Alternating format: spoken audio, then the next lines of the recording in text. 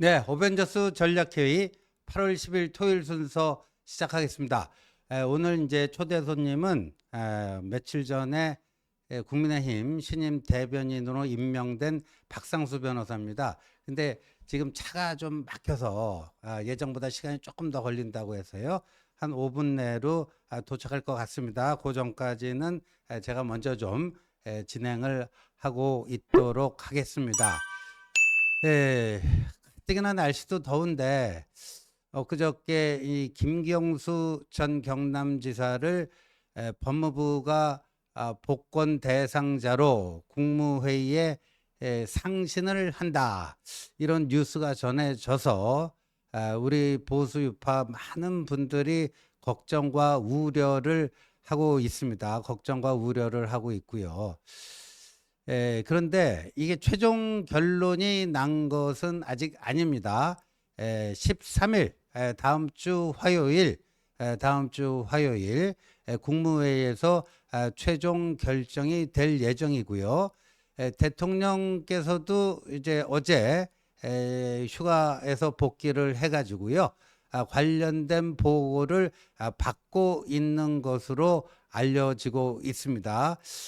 그런데 여러분들 오늘 아침에 조간신문 보면서 약간은 놀라셨을 수도 있는데, 조선일보가 일면에, 감독님 조선일보 일면 기사 그거 한번 좀 띄워주시고요. 조선일보가 일면에 좀 크게 냈습니다. 한동훈 국민의힘 대표가 김경수 복권에 대해 반대한다, 뭐 이런 식의 타이틀을 뽑아가지고요. 기사를 좀 크게 냈습니다. 그런데 여기에 대해서 좀 제가 약간의 좀 설명을 붙여야 될 것 같습니다. 이 사면복권, 특별 사면복권은 여러분들 다 아시다시피 대통령의 고유 권한입니다. 고유 권한이고, 그런데 지금 한동훈 대표가 조선일보 타이틀에 나오는 것처럼 김경수 복권 반대, 저런 식으로 어떤 자리에서 공식적으로 언급을 한 적이 없습니다. 저 기사는 뭐냐면은 이제 김경수 복권을 그 법무부 사면심사위원회에서 결정을 해서 국무회의에 올리기로 했다, 그 소식이 전해지면서 조선일보를 비롯해서 거의 모든 언론이 이 문제에 대한 한동훈 대표의 입장은 무엇인지 당연히 취재가 들어오지 않겠습니까?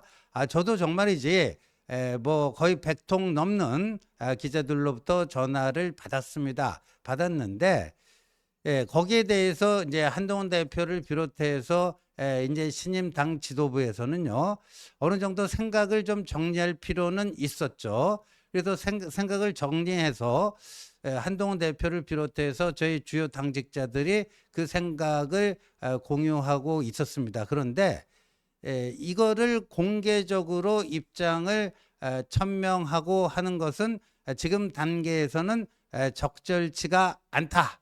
적절치가 않다. 이런 이제 판단을 내린 것이죠. 그 이유는 다름 아니라 대통령의 최종 결정이 다음 주 13일 국무회의에서 이제 그때 이제 나타날 것이고, 아직 최종 결정이 되지 않은 상태에서 여당 대표를 비롯해서 주요 당직자들이 거기에 대해서 가타부타하는 것은 사면 복권이 대통령의 고유 권한이다, 여기에도 어긋날 뿐더러 아니라, 그리고 이제 언론의 속성상 어떻게 되겠습니까? 예를 들어서 한동훈 대표가 뭐 언론 마이크에 대고 저는 거기에 대해서 반대입니다, 만약에 이런 식으로 얘기를 하게 되면 언론들은 어떻게 이 타이틀을 뽑겠습니까? 다시 유난 충돌, 뭐 유난 내전, 뭐 유난 갈등, 뭐 3라운드, 이런 식으로 김경수 복권 문제를 어떻게 최종 결정을 해야 될지 요 본질적인 문제는 그냥 묻혀버리고, 대통령과 여당 대표가 또 충돌을 했다, 이번엔 누가 이기고 또 누가 밀리고 어떻게 될 것인가, 이런 쪽으로 언론의 속성상 보도가 나갈 수밖에 없기 때문에 그런 언론의 생리를 저희들이 너무나도 잘 알죠.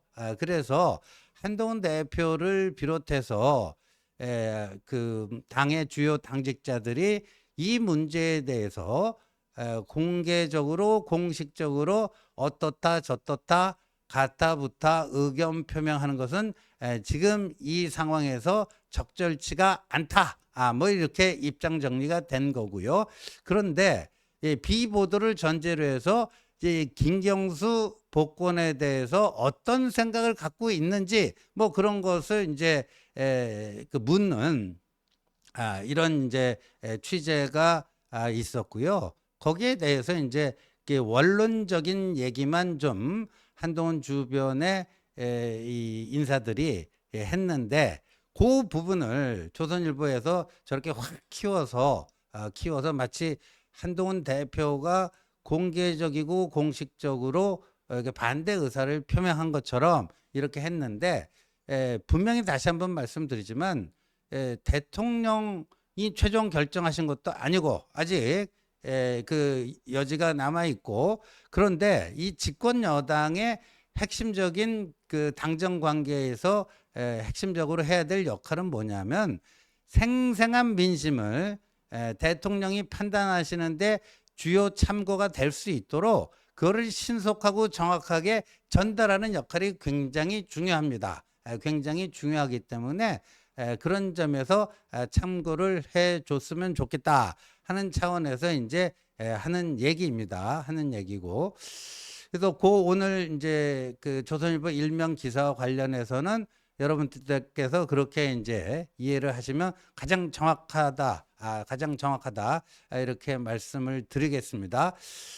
그리고요, 그 김경수 복권 시킬 것 같다라는 기사가 나온 이후에 이 국민의힘 당원 게시판이 그야말로 난리가 났습니다. 그야말로 난리가 나서요. 뭐 하루에도 거의 셀 수 없을 정도로 거의 뭐 90% 이상이 반대입니다. 이게 말이 되느냐 하고 반대 의견이 올라오고 있는데 감독님 그 또 당원 게시판 그거 한번 볼까요? 저기 여러분들 다 보시다시피 김경수 복권시키려면 윤 대통령 탈당해라.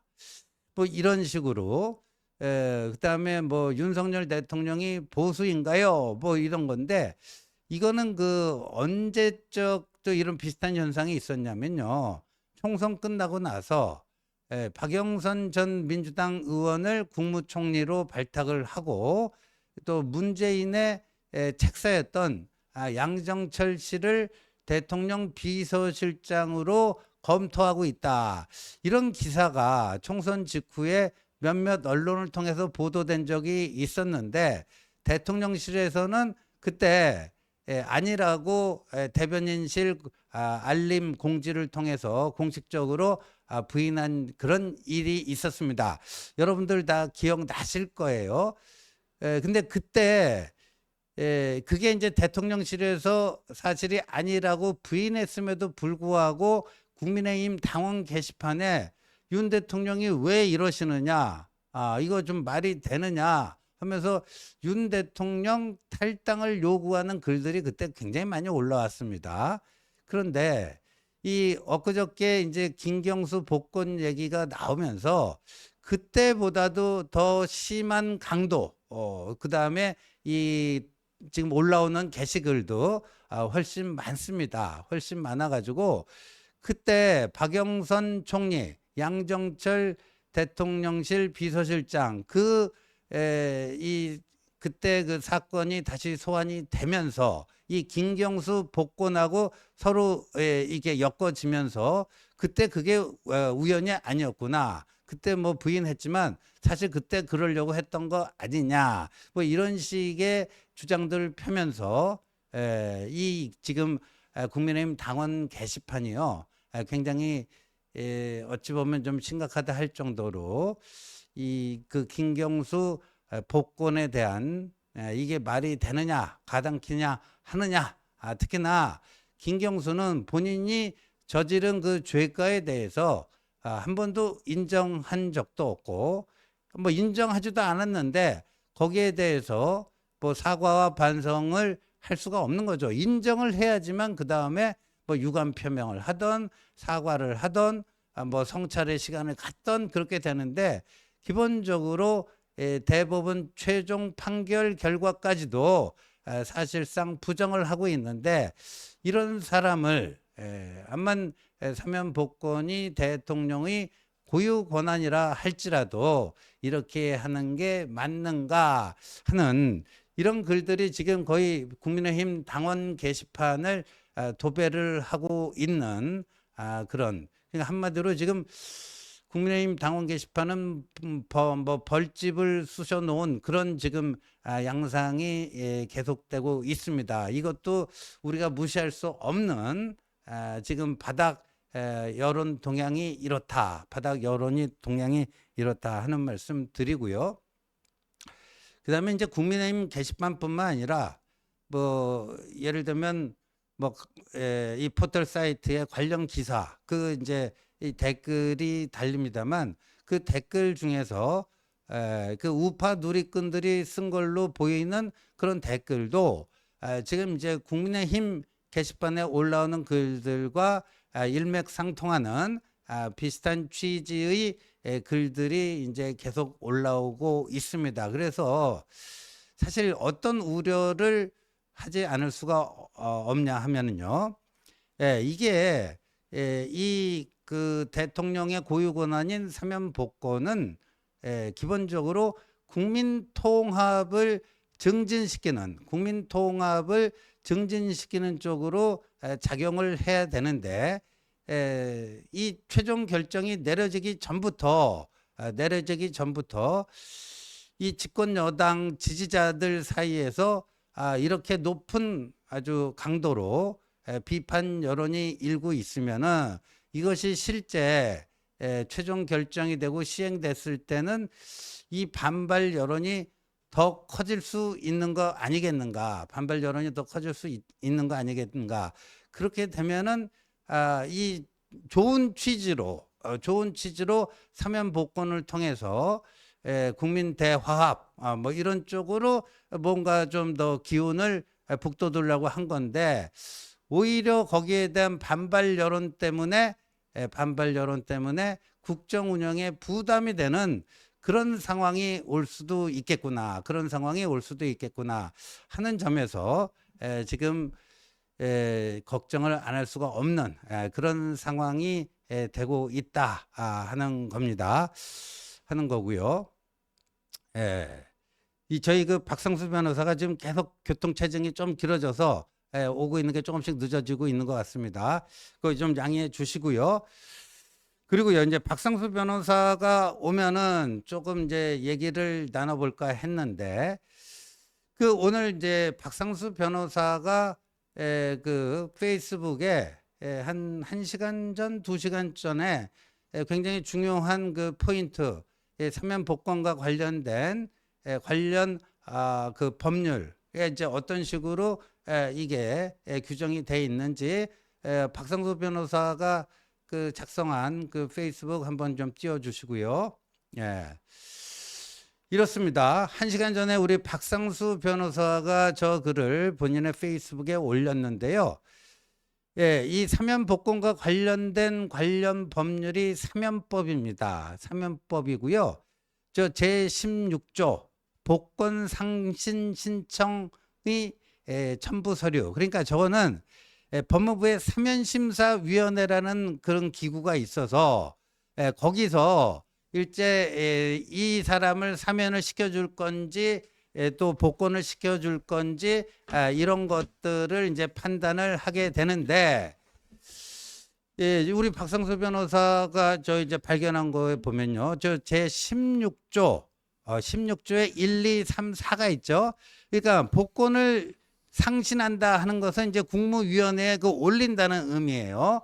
복권의 상신을 신청하는 신청서에는 다음 각호의 서류를 첨부하여야 한다. 1, 2, 3, 4 돼 있죠. 근데 저기 보면 3 보면 어떻게 돼 있습니까? 형의 집행이 끝난 후 또는 집행이 면제된 후의 사건 본인의 태도, 그러니까 김경수의 태도죠. 그리고 현재와 장래의 생계 그밖에 참고가 될 사항에 관한 조사 서류 이것이 국무회의에 복권 상신을 신청하는 그 신청서에 반드시 들어가도록 돼 있습니다. 근데 제가 이렇게 말씀드리고 있는 순간 우리 이제 박성수 변호사 저 작성한 박성수 변호사가 이제 입장을 했습니다. 자, 그래서 박성수 변호사께서 저 거기까지 제가 설명을 했으니까 그 다음 좀 설명 부탁드리겠습니다.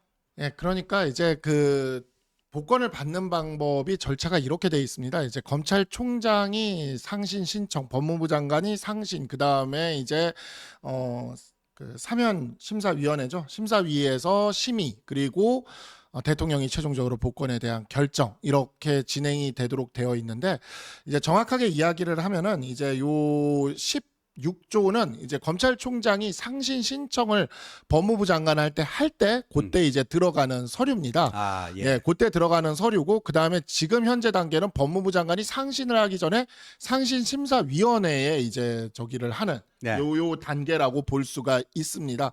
그런데 이제 이 부분이 우리가 좀 정확하게 좀 나눠서 이제 알아봐야 되는 게 이제 정치인의 사면과 복권 같은 경우에는 검찰총장의 상신 신청 전에 그냥 법무부 장관이 바로 상신을 하기도 해요. 그때도 물론 상신심사위원회 지금처럼 이렇게 거쳐 들어가야 되는데 일반인들의 사면 복권 특히 이제 일반인들 같은 경우에 복권 없는 사면을 하게 됐을 경우에 이제 예를 들어서 이제 운전면허 같은 거 못 따고 그러는 경우들이 생기거든요. 네. 그러면 이제 생계가 좀 곤란해지고 그럴 수가 있어요. 네. 그러면 이제 어떻게 되냐면 일반인들은 그 법무부 장관이 그 일반인들이 어떻게 복권 대상자가 됐는지 안 됐는지를 알 수가 없으니까 네. 일반인들은 그에 대해서 이제 검찰에 요청을 합니다. 나를 복권 좀 시켜달라고. 나 먹고 살기 너무 힘들고 지금 면허증도 없어가지고 이거 뭐 그 푸드트럭 같은 것도 운전도 못하고 이러고 있으니 나 좀 복권 시켜주세요 이러면서 요청을 해요. 그러면 사면법 18조에 보면은 뭐가 있냐면 그렇게 요청을 한 사람에 대해서 검사가 조사를 하도록 되어 있습니다. 그래서 일반인들이 불러다가 검사가 조사를 하는 거예요. 그 조사를 하면서 뭘 조사를 하냐? 바로 이 16조에 있는 내용을 조사를 하는 겁니다. 그렇군요. 그러니까 너 그러면은 그 예전에 음주운전하고 도로교통법 위반했던 거에 대해서 너 지금 태도가 어때?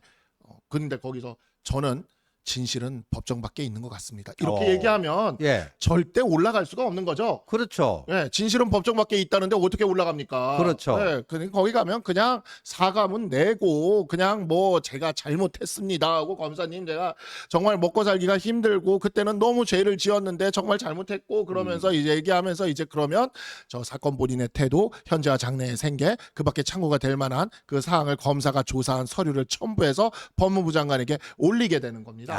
그래서 이게 일종의 그 복권의 굉장히 중요한 기준이 되는 거죠. 네. 바로 그 태도가 어떠했는지 그리고 현재와 장래의 생계가 어떠했는지 그리고 또 하나가 더 있습니다. 15조에 보면은 이제 일반인들 같은 경우에 복권 신청을 할 때 형 면제가 된 다음에 반드시 3년이 지나도록 돼 있어요.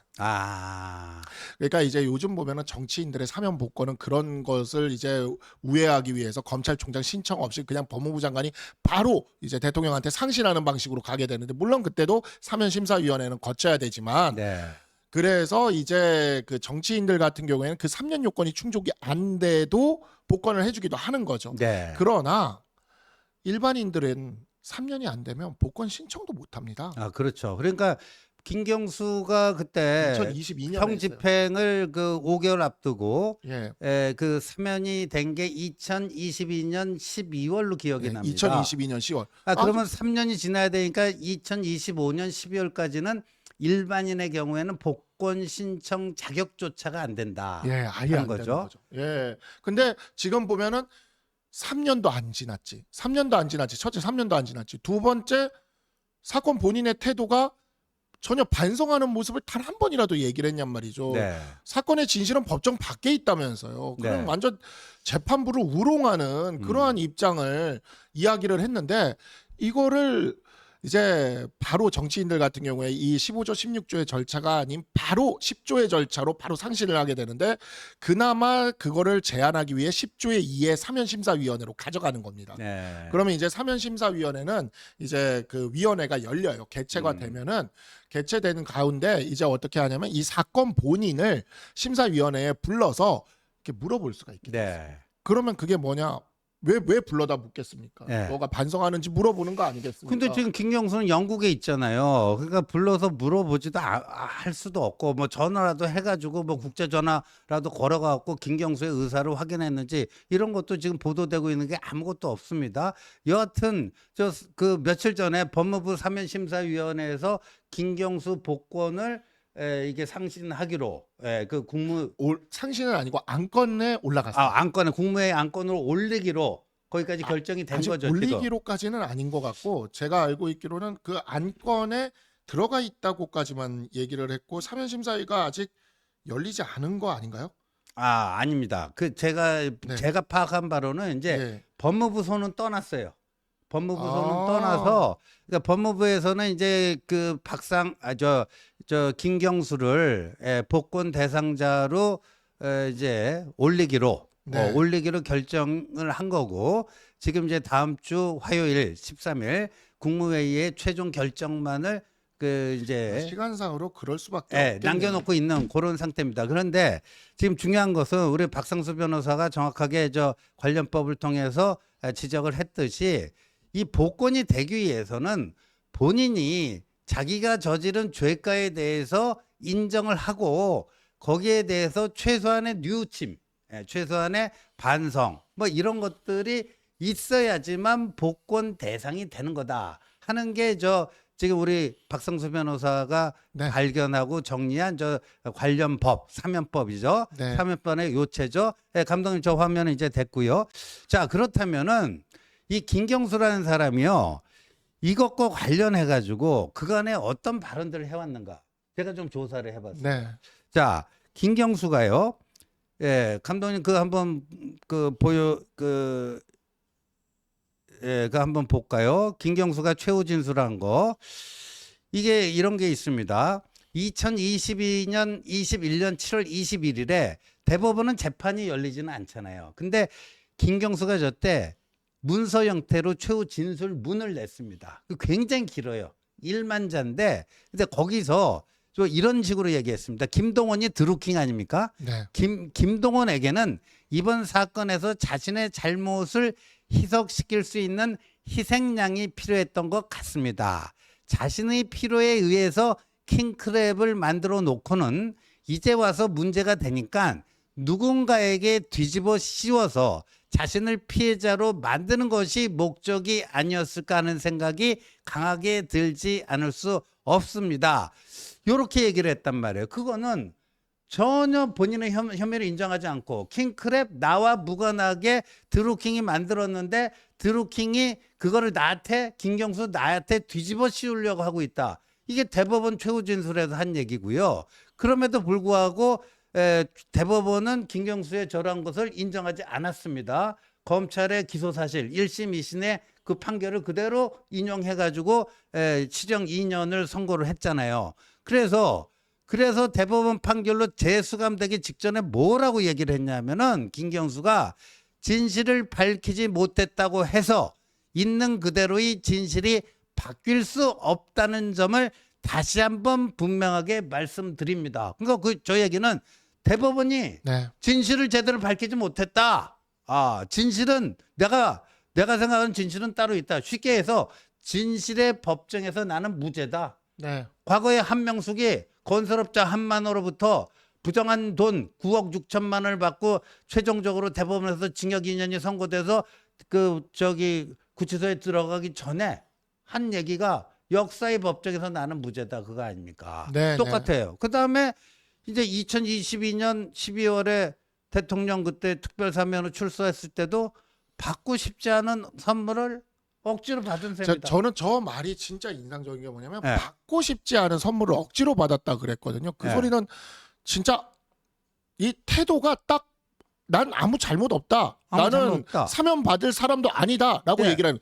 자, 이런 경우 김경수처럼 만약에 이렇게 진짜 억울하다면 그때 우리가 준비해 놓은 제도가 뭐냐면 재심이에요, 재심. 그렇죠. 그럼 재심 신청을 하시던가. 그렇죠. 네, 아니 왜냐면 나는 죄가 없다라고 얘기하는 거 아닙니까? 그렇죠. 그래서 사면이라는 건 사면과 복권이라는 것은 기본적으로 그 잘못을 저질렀는데 그 잘못에 대해서 충분히 반성하는 태도가 있고 이로 인해서 굉장히 생계에 어려움이 있고 네. 이런 것들이 있을 때 그 요건을 지금 사면법 16조가 이렇게 규정하고 있지 않습니까? 그렇죠. 네. 이러한 요건들을 이렇게 얘기하고 있는데 나는 죄가 없고 나는 오히려 그 사면받은 것도 원하지 않는 선물을 받았다라고 얘기하는데 원하지 않는 선물을 한 번 더 주겠다는 거 아닙니까? 그렇죠. 바로 그겁니다. 그러니까 2022년 그때 형기가 5개월 남았어요. 근데 김경수는 그냥 자기는 다 살고 나오고 싶었는데, 근데 뭐, 그 특별 사면을 해줬기 때문에 내가 출소를 안 할 수가 없는데, 이거는 진짜 내가 원치 않은 선물이었다. 진실의 법정에서 나는 무죄인데, 억울하게 갇혀갖고 옥살이 하는데, 그걸 무슨 생색 내듯이, 뭐 특별 사면, 꼴랑 이제 5개월 남았는데, 그거 뭐 감면해준다? 나 반갑지 않다. 원치 않은 선물 받아갖고 나와서 난 되게 불만이다. 요번에 복권해주면 또 뭐라 그러겠어요? 그죠. 그러니까 예. 이게 그 얘기를 하시는 분들이 있더라고요. 그러면 그 앞에 사면도 잘못된 거 아니냐 이런 이야기를 할 수 있는 사람들이 있는데 근데 자 사면에서 그러면은 사면을 한 다음에 이 반응까지 나왔으면은 사면은 이미 한 번 한 거는 어떻게 되돌릴 수는 없습니다. 그렇죠. 그러면 복권까진 가지 말아야죠. 이런 식의 태도를 보이는데 아니면 최소한 내가 부정선거를 했다라는 것에 대해 네. 그렇게 하면 부정선거예요. 이거는 그렇죠. 부정선거를 했다라는 것에 대해 내가 잘못을 느낀다. 음. 잘못했다. 음. 사과한다. 네. 대법원 판결을 사법부의 판단을 존중한다. 네. 적어도 이 정도 말은 하고 그 다음에 복권을 해줘야죠. 그러니까 이게 정말 뭐랄까 그조차도 안 하는 건 지금 보면은 재판부 능욕하죠. 나는 우리나라 재판부 대법원까지 어쨌든 결정을 하는 거지 않습니까? 그렇죠. 감옥에 있는 사람들한테 물어보면요 다 억울하다 그러면 다 억울하다 그래요. 그럼요. 단 한 명도 자기가 그 죄를 그래도 인정하는 사람들도 있긴 한데 대부분은 그렇습니다. 네. 그래서 이러한 부분들에 있어서 일반인들이 사면이나 복권을 신청했을 때 그 태도 여부를 검사를 통해서 조사를 시키는 거예요. 그럼요. 검사가 야, 이 사람이 그래도 사면 복권될 정도로 반성하고 죄를 반성하고 그런 모습이 있는지를 검사가 한번 조사를 하는 겁니다. 네. 근데 검사 조사도 안 받고 일종의 특혜성으로 이렇게 사면과 복권을 받으면서 그러면서도 한다는 이야기가 원치 않는 선물이었다. 네. 그러니까 이미 한번 사면 해줄 때 이미 한번 스탠스를 받잖아요. 원치 네. 않는 선물이었다. 그러면 두 번째 복권은 그래도 네. 적어도 최소한 사과는 한마디 받고 해야 되는 거 아닙니까? 이거는. 여러분들 다 아시다시피 4.19 혁명이 왜 일어났습니까? 3.15 부정선거 네. 때문에 이제 4.19 민주혁명이 발생했는데 결과는 어떻게 됐습니까? 이승만 대통령 진짜 3.15 부정선거 보면요. 이승만 대통령이 본인의 뭐 연임을 위해서 한 측면보다는 이기붕이 부통령 후보였잖아요. 본인의 당선을 위해서 여러 가지 부정을 저지른 걸로 이제 진실이 밝혀지고 있는데 이번에 그 건국전쟁 그 다큐멘터리를 보더라도요. 굉장히 인상적인 장면이 나오잖아요. 이승만 대통령이 그 4.19 그때 시위로 인해서 부상당한 학생들. 네, 맞습니다. 병문안을 가지 않습니까? 거기서 눈물을 흘리세요. 맞습니다. 이 어린 학생들이 나 때문에 왜 이러느냐.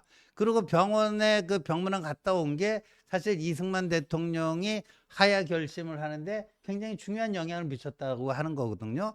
그래서 이제 하와이로 가서 진짜 우리 정말 파운딩 파더죠. 이 나라를 세운 건국의 아버지인데 그 쓸쓸한 생애를 마감하지 않습니까? 그런데 이 드루킹 김경수 일당의 그거는 감독님 그 당시에 2017년 5월 그 조기 대선이 있었잖아요. 한 달 전에 그 재밌는 여론조사가 있었어요. 맞아요. 그 여론조사 그거 한번 좀 띄워보실래요? 안철수가 이기는 거였죠? 거의 네. 거의 붙었어요. 거의 붙었던. 네. 예, 이게요. 이겼네요. 이겼어요. 맞아. 저도 기억이 나는 게 이때 안철수가 이기고 바로 이 작업이 싹 들어갔거든요. 그렇죠. 보세요. 저게 이제 JTBC가 한국 리서치라고요. 이거는 ARS 조사가 아니고 전화 면접 조사고 그래도 지금 우리가 가장 그나마 신뢰하는 게 한국갤럽 조사하고 MBS 조사잖아요. MBS가 4개 그 여론조사 회사 그 전화 면접입니다. ALS. 그 4개 여론조사 회사 중에 하나인 한국 리서치예요. 근데 JTBC가 한국 리서치에 의뢰해서 4월 12일자쯤 보도 아닙니까? 네, 딱 맞습니다. 한 달 전에 나온 거예요. 문재인 38.0%, 안철수 38.3%, 오차 범위 내예요. 그런데 붙어 있어요. 예? 붙어 있어요. 근데 저게 나오고 나서요. 드루킹 일당에 안철수는 MB의 아바타다 몇 개 정해갖고요. 계속해서 댓글 공작하고 지금 대법원 확정 판결을 보면은 이 드루킹 일당이 8만 건의 기사에 대해서 8,800만 개의 댓글을 킹크랩 등을 이용해갖고 달았다는 거 아닙니까? 그리고 그거 이후에 안철수의 지지율이 또 뚝뚝뚝뚝 떨어집니다. 그러니까요. 그래서 결국에는 문재인 대통령 탄생까지 간 거였고 네. 저는 사실 그래요. 지금 나는 정말 이게 너무 참담한 게 뭐냐면 저는 대한민국 선관위나 대한민국이 부정선거로 그 일이 벌어지지 않았으면 하는 그런 강한 희망을 갖고 있습니다. 그러나 지금도 광화문 앞에 가면 부정선거를 이야기하시는 분들이 있어요. 네. 그분들이 누구를 그렇게 가장 강력하게 지지를 합니까? 네. 그런데 저는 이 문제에 있어서 가만히 댓글들을 보다 보가 정말 저기 한 게 뭐냐면 김경수는 부정선거를 한 거예요. 그렇죠. 명백하게 대법원 판결로 그렇죠. 인정된 부정선거를 한 겁니다. 부정선거 사범 이제 국사범입니다. 그런데 그 부정선거를 광화문에서 외치시는 그런 그 가장 어찌 보면 이 대통령의 지지자분들이 이 김경수에 대한 복권을 지지하게끔 만드는 이 비참한 상황을 이끌어내는 게 네. 저는 이게 너무 그렇죠. 비극적이에요. 너무 비극적이죠. 아, 너무 비극적이에요. 이거는 진짜 이러면 안 될 것 같아요. 이거는 진짜 왜냐면 우리가 드러나지 않은 부정선거에 대한 이야기를 가지고 우리 보수가 얼마나 오랫동안 이야기를 해왔습니까? 네. 그런데 적어도 드러난 부정선거에 대해서는 아니 반성도 안 한 사람을 그렇죠. 최소한 반성은 해야죠. 나는 그렇죠. 정말 이게 왜 이거를 얘기를 하냐면 제가 일반인들 정말 먹고 살기 힘드시고 정말 생계가 어려우신 분들 이런 분들 진짜 운전면허 이런 거 이렇게 취소되고 이래가지고 사면 안 되시고 그래가지고 복권 안 되고 그래가지고 생계가 어려운 분들 그런 분들이 복권 한번 받기 위해서 얼마나 정말 그 과정이 얼마나 힘들고 그 절차가 얼마나 복잡한지를 알기 때문에 제가 변호사로서 알기 때문에 이러한 식으로 반성조차 없는 사람에게 복권을 주겠다는 그것도 심지어 부정선거한 사람에 대해서 이렇게 반성도 안 했는데 복권을 주겠다는 것은 아무리 그게 정치적 판단이고 아무리 그게 대통령의 적이라 하더라도 대통령을 지지하고 믿고 따르고 그러면서 그 부정선거에 대한 그런 것들에 대한 그 분노나 이런 거를 드러내시는 진짜 어찌 보면 우리 보수의 오랜 전통적 지지층들에게 오히려 부정선거의 수개나 다름없는 자를 그렇죠. 실드치게 만들어버리는 이 상황은 진짜 이거는 너무 비극적이고 끔찍하다라는 생각이 듭니다. 정말 너무 저는 슬프기까지 합니다. 진짜. 그래서요, 이게 사실은 그 여러분들 그때 그 2017년 조기 대선 과정에서 또 기억나는 굉장히 인상적인 장면이 있지 않습니까? 당시 문재인 후보의 배우자였던 김정숙 씨가 어디 그 유세를 갔을 때 경인선 가야지를 2번이나 얘기를 네. 합니다. 그게 바로 이제 경인선이 이제 드루킹 일당 그쪽으로 가서 인사를 해야 된다. 그런 얘기를 한 건데 근데 이게 보니까 그 당시 이제 그 김경수가 드루킹을 알게 되는 이 경위가 어떻게 되냐면 이 청와대에 그 의전비서관이 있습니다. 의전비서관 그것도 이제 그 친노 때부터 같이 했던 송모 비서관이 있어요. 송모 비서관이 이 김경수에게 이 드루킹을 소개를 시킵니다. 드루킹을 소개를 시켜서 드루킹이 국회의원회관으로 찾아가서 이 김경수 당시 의원을 최초로 만납니다. 네. 그러니까 문재인 청와대의 소개로 김경수가 드루킹을 만나게 됐다.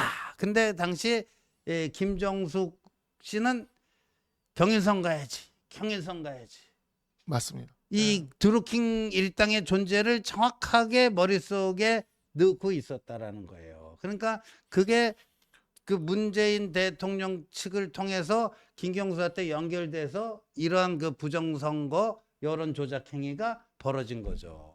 그래서 이거는 이렇게 간단하게 넘어갈 문제는 아니다. 간단하게 넘어갈 문제는 아니고, 그래서 기본적으로 지금 우리 박상수 변호사가 굉장히 중요한 지적을 했는데, 복권을 위한 기본적인 법적 요건이 갖춰지지 않은 상태다 지금. 네. 그렇게 얘기할 수밖에 없잖아요. 네, 그렇게 얘기할 수밖에 없습니다. 그러나 이제 사면 복권이라는 건 워낙에 고도의 정치적 행위이기 때문에 그에 대해서 사면 복권이 이뤄진다 하여 당장 그거를 이제 불법이다라고 얘기하기는 좀 어렵습니다. 그렇죠. 그러니까 고도의 통치 행위로 이제 보는 거에 있어서 그러한 부분에 있어서 대통령실의 설명은 뭐 저도 이제 변호사로서 그냥 이게 얘기를 해야 되는 거니까 법리적으로는 그것을 이제 설령 이제 8월 14일 날 국무회의에서 복권으로 결정이 난다 해서 그걸 뭐 불법적이다라고 얘기할 수는 없어요. 물론요. 그러나 우리 법이 최소한 이 정도의 요건을 우리 법이 예정하고 있잖아요. 저는 솔직히 자존심이 너무 상합니다.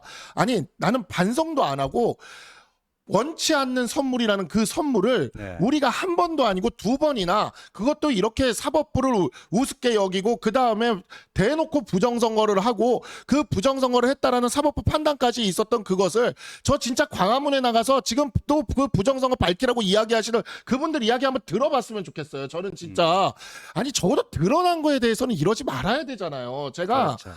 제가 그 부정선거에 대한 이야기를 하는 것보다 우리 보수가 먼저 국민의 사랑을 되찾고 그런 우리가 설령 뭐 룰이 좀 이렇게 하고 부실 선거가 이루어졌고 이런 것들이 있었다 하더라도 우리가 그렇게 이기고 승리하고 그런 보수가 돼야 된다는 생각으로 그러한 생각으로 저는 계속해서 방송도 해왔고 네. 이야기도 해왔고 책에서도 그런 내용을 썼어요. 그런데 이거는 눈에 드러난 부정선거예요. 네. 그리고 법의 심판을 받은 부정선거입니다.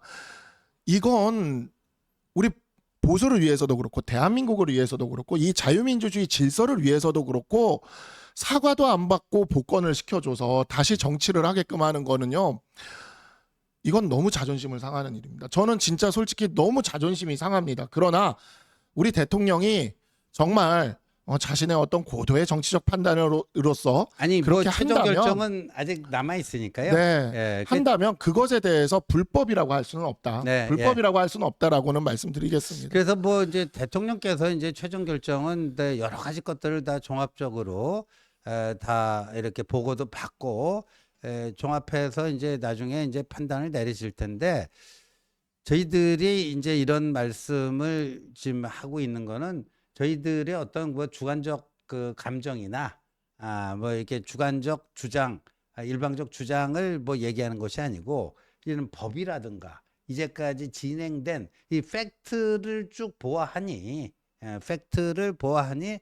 이 복권시키기에는 좀 부적절한 것으로 그 상식적인 판단하면 그런 식으로 결론이 날 수밖에 없는 사안 아니냐, 네. 그런 얘기고, 그리고 또 우리 그 이 국민의힘 또 윤석열 대통령을 탄생시키고 지금 국민의힘을 지지해주고 있는 우리 당원들과 지지자분들도 압도적 다수가 김경수 복권에 대한 반대 의견이다 네. 하는, 그것도 무시할 수 없는 현실이고, 그래서 이러한 것들을 다 잘 이렇게 종합을 해서 이 판단하는데 중요한 참고로 하셔가지고 나름의 그 최종적인 판단을 잘 하셨으면 하는 마음에서, 그런 마음에서 지금 박상수 변호사나 저나 이런 말씀을 좀 네. 드리고 있다 하는 점을 다시 한번 말씀드립니다.